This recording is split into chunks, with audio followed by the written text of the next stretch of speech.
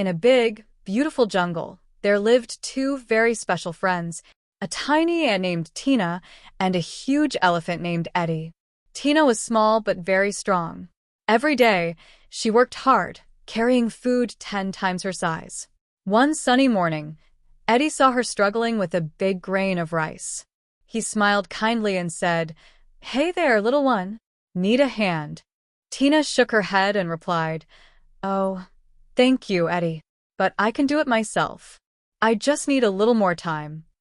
Eddy laughed softly and said, "All right then, you're a brave one."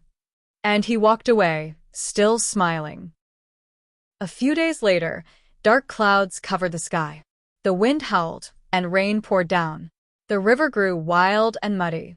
Eddy tried to cross the riverbank, but suddenly, splash! He slipped and got stuck in the thick, wet mud.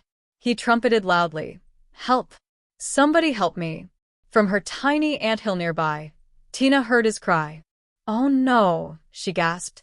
"That's Eddy. He's in trouble." Without wasting a moment, Tina called all her ant friends.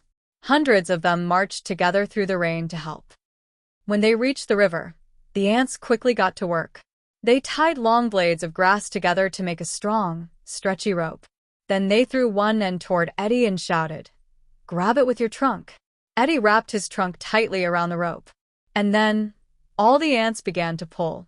They pulled and pulled and pulled with all their tiny might.